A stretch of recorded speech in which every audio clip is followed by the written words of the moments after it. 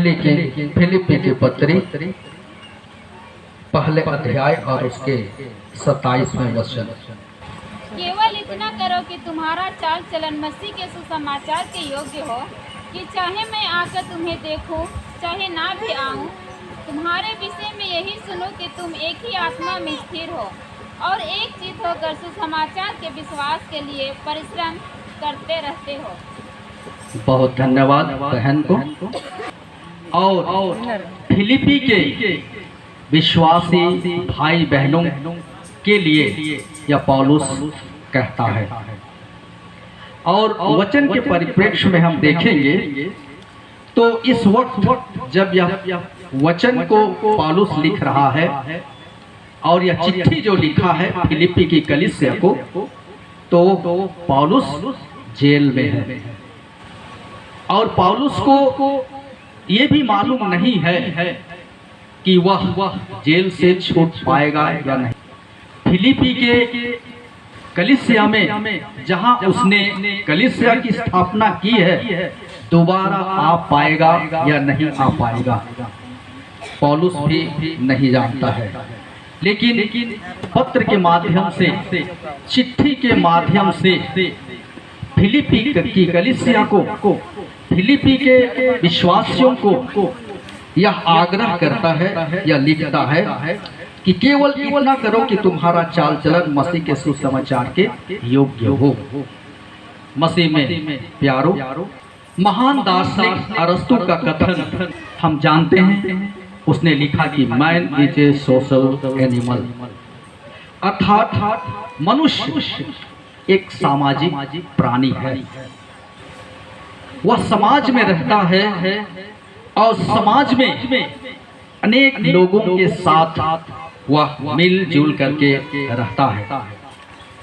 किसी भी परिवार या समाज या संस्था की सबसे बड़ी ताकत, शक्ति वहां के रहने वाले लोगों की एकता, यूनिटी और मेजोरिटी पर निर्भर करता है।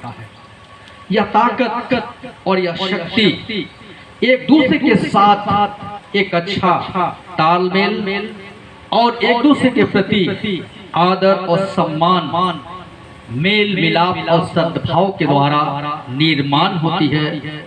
और जहां पर किसी प्रकार का कोई भेदभाव नहीं होता है और इससे परिवार, संस्था और समाज और मंडली की उन्नति और तरक्की निर्भर करती है। या किसी भी संस्था, समाज और मंडली की उन्नति का आधार स्तंभ है। अगर यदि परिवार में रहते हुए परिवार के लोग एक दूसरे के साथ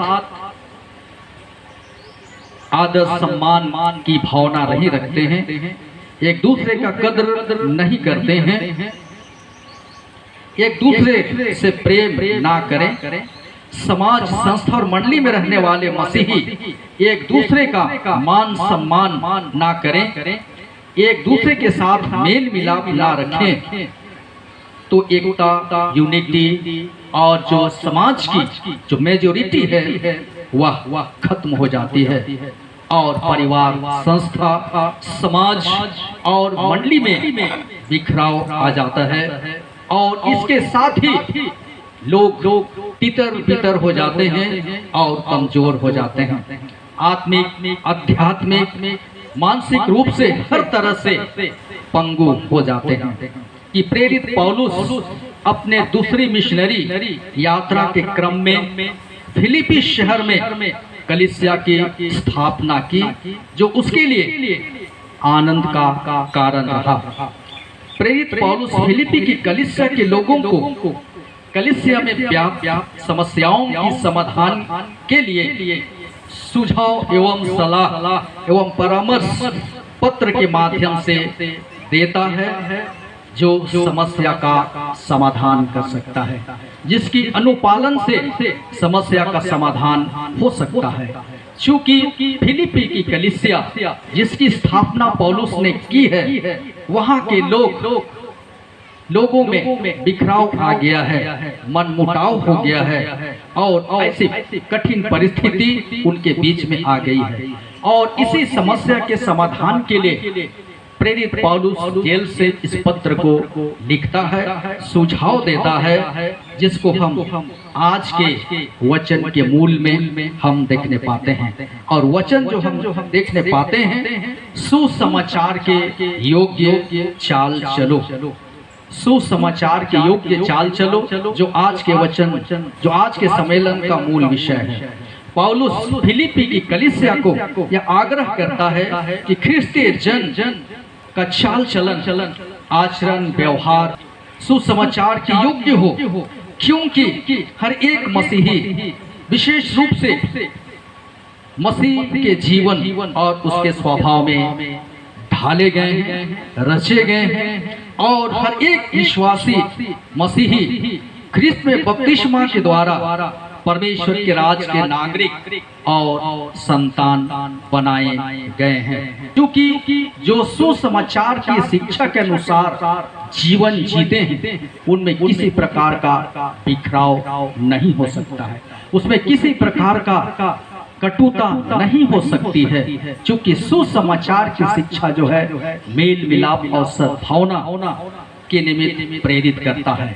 और इसके साथ ही साथ सुसमाचार जो है एक शक्ति के रूप में हम देख सकते हैं, एक ताकत के रूप में देख सकते हैं, एक पावर के रूप में देख सकते हैं, जो जीवन को परिवर्तित करता है, बिगड़े जीवन को बनाता है, बिगड़े जीवन का निर्माण करता है, टूटे फूटे को वह मरम्मत भी करता है।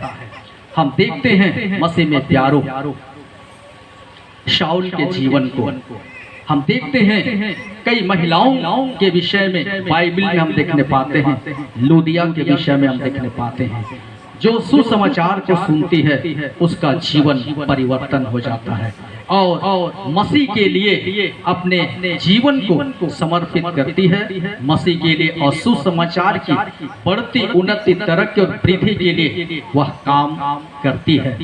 हमने बीते दिन इसी महीने में उरांव और खड़िया वयस्क बपतिस्मा दिवस को हमने मनाया।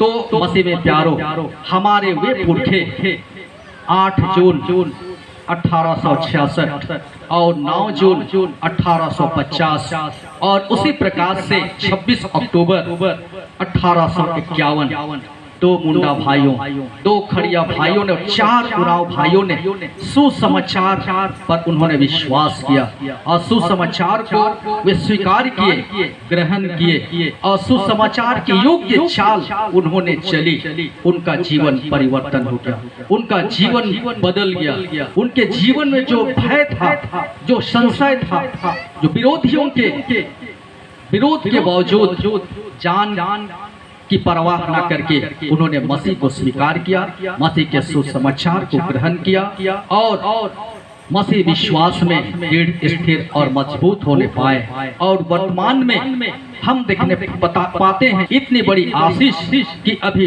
वर्तमान में लगभग 6 लाख ख्रिस्त विश्वासियों की संख्या के रूप में हम देख सकते हैं। तो इस प्रकार से हम देखते हैं कि सुसमाचार जो है हमारे जीवन को परिवर्तित करता है, सुसमाचार हमारे जीवन को बदलता है और एक नए जीवन में हमें ढालता है।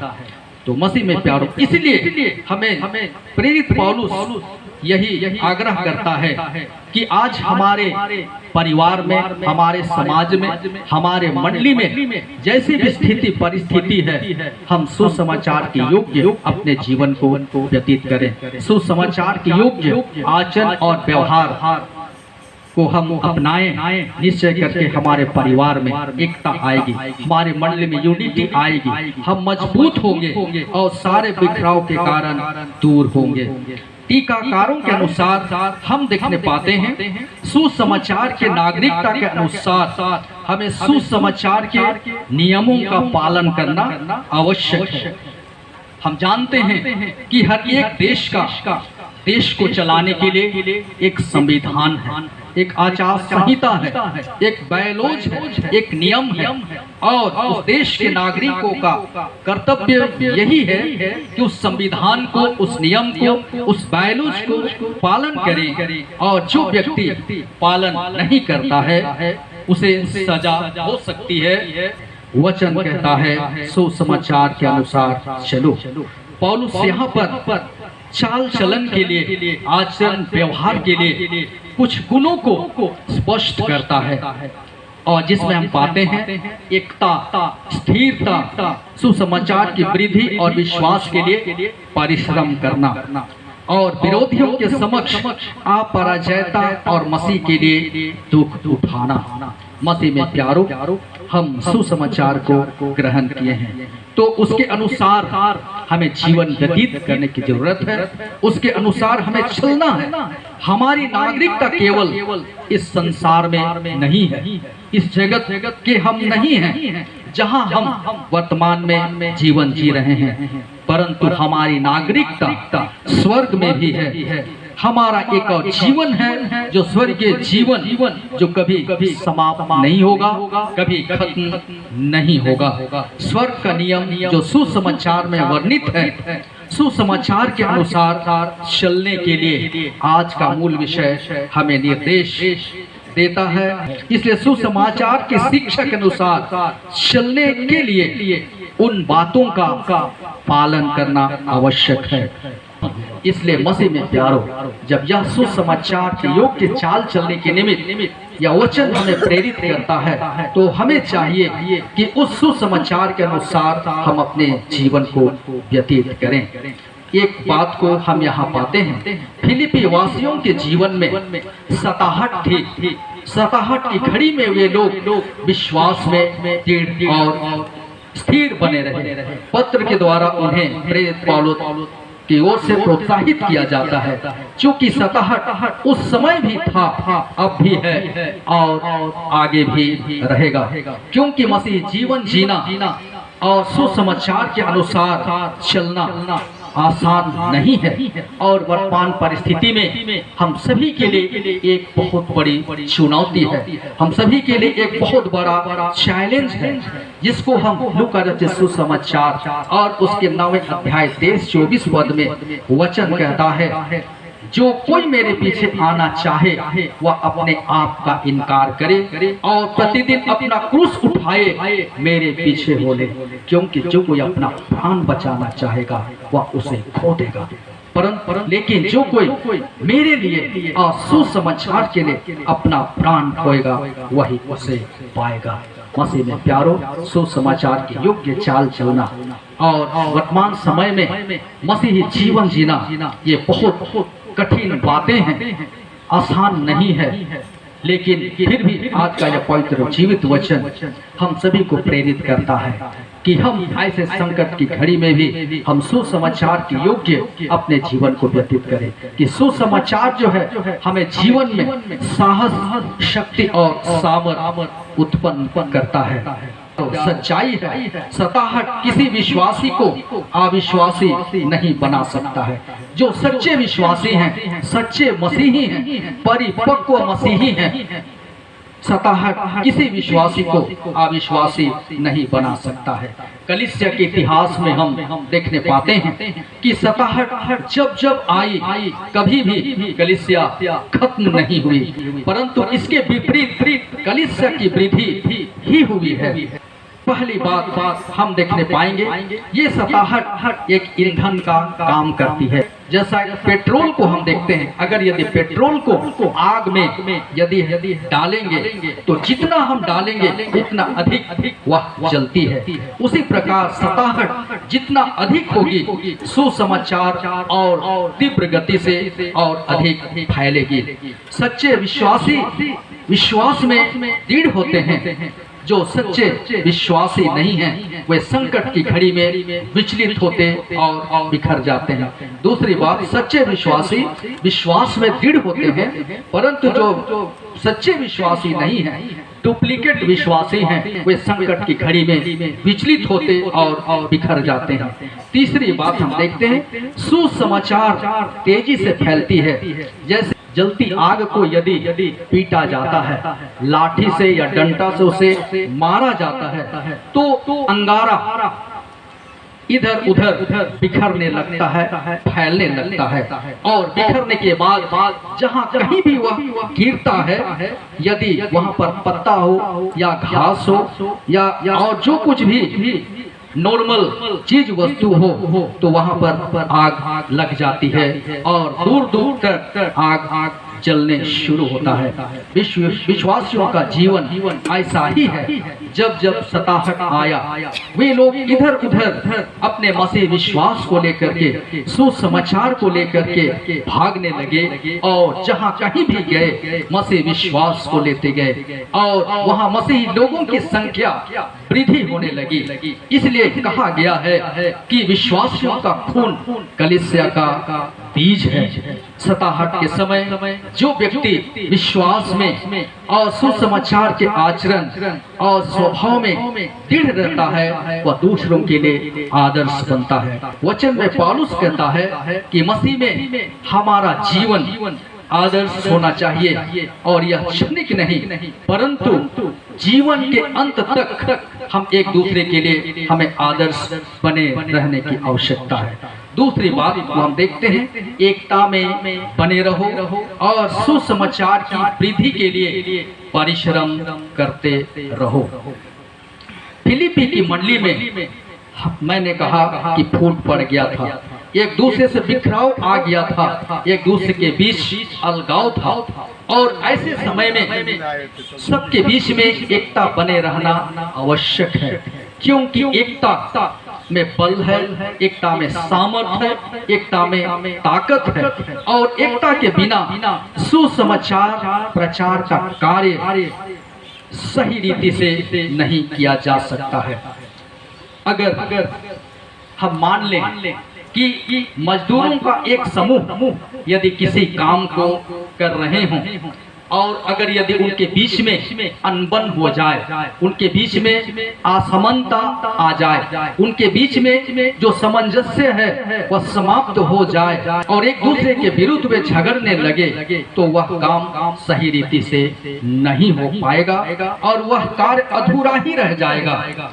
हम देखते हैं उत्पत्ति की पुस्तक और उसके 11वें अध्याय को, जब परमेश्वर ने मनुष्य को बनाया और मनुष्य जो है धीरे धीरे पृथ्वी पर बढ़ने लगे और वे पूर्व दिशा की ओर आगे बढ़ते हैं। सारे मनुष्य एक संगति में एक साथ जहां वे जाते हैं एक साइड में चले जाते हैं, तो पूर्व की ओर शिनार देश की ओर वे आगे बढ़ते हैं और वहां पर एक बड़े मैदान में वे जमा होते हैं और कहते हैं कि आओ हम एक गुम्मट तैयार कर लें जो जिसका ऊंचाई स्वर्ग तक हो। और उन्होंने एक प्रण करके एक जोश के साथ, एक जुनून के साथ उस गुम्मट का निर्माण करते हैं और इतना तेजी से उस गुम्मट का निर्माण करते हैं, कुछ ही समय में काफी ऊंचाई तक बन जाता है। तब परमेश्वर स्वयं आते हैं और हम देखने पाते हैं कि वे जो कुछ वे चाह रहे हैं, जो कुछ वे कर रहे हैं, बहुत रफ्तार से रेस के साथ वे काम कर रहे हैं। तब परमेश्वर वहीं पर उनके बीच में भाषा में गड़बड़ी डाल देता है और जब गड़बड़ी डाल देता है तो एक दूसरे का भाषा वे समझ नहीं पाते हैं। उनके बीच में जो तालमेल थी, उनके बीच में जो सामंजस्य था वो समाप्त हो गया। तो मसीह में प्यारो, यदि एक मत होकर, एक मन होकर के यदि काम किया जाए तो वह काम अच्छा होगा और वह काम समय पर भी पूरा होगा। इसलिए आपस में एकता जरूरी है, एक अच्छा तालमेल भी जरूरी है। फिलिपी की मंडली के लिए यही बातें कही गई है कि फिलिपी की मंडली में एकता ना हो, मेल मिलाप और प्रेम की बातें ना हो तो सुसमाचार का प्रचार कैसे होगा। लेकिन मसीह में मेरे प्यारो, आज ये वचन हम एक ख्रिस्त विश्वासियों के लिए है, एक भाई बहनों के लिए है, जो हम एक परिवार में रहते हैं, एक समाज में रहते हैं, एक मंडली में रहते हैं, कलीसिया में रहते हैं। हमें से हर एक के बीच में एक अच्छा सामंजस्य होने की जरूरत है, एकता और मेल मिलाप होने की जरूरत है, यूनिटी में रहने की जरूरत है।